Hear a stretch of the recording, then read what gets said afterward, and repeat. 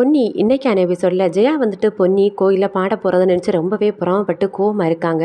So வீட்டில் இருக்கிறவங்ககிட்ட எல்லாம் சொல்லி வச்சுருக்காங்க. அவள் கோயிலுக்கு போயிட்டு வரும்போது அங்கே நடந்த விஷயத்தை பற்றி யாருமே எதுவுமே கேட்கக்கூடாது அப்படிங்கிற மாதிரி சொல்லி வச்சுருக்காங்க. ஸோ சக்தி வந்து இதை கேட்டுட்டு ரொம்பவே மனசுக்குள்ளே சங்கடப்படுறாரு. ஏன் இப்படி அம்மா மாறிட்டாங்க அப்படிங்கிற மாதிரி.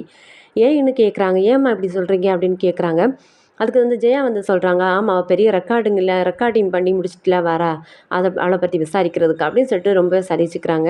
அதுக்கப்புறம் பொன்னி வந்து அழகாக பாடி முடிச்சுட்டு வீட்டுக்கு வராங்க. வீட்டுக்கு வரும்போது சண்முகம் கேட்குறாங்க, போன வேலையெல்லாம் நல்லபடியாக முடிஞ்சிச்சாமா அப்படின்னு கேட்குறாங்க.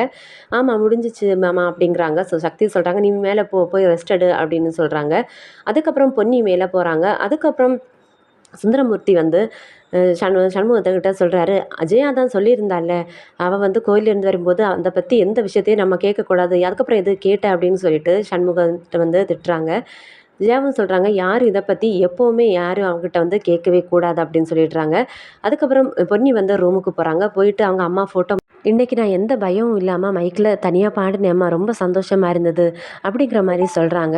அதுக்கப்புறம் வந்து பார்த்திங்கன்னா வீட்டு பக்கத்தில் இருக்கிறவங்க எல்லாம் சந்திரசேகரை வெளியில் பார்க்குறாங்க. பார்க்கும்போது உங்கள் மருமக பொன்னி வந்துட்டு ரொம்ப அழகாக சிவபுராணம் வந்து பாடினாங்க, மைக்கில் வந்து தனியாக பாடினாங்க, அதெல்லாம் எவ்வளோ பெரிய இது தெரியுமா அப்படிங்கிற மாதிரி பொன்னியை வந்துட்டு ரொம்பவே பெருமைப்படுத்தி பேசுகிறாங்க.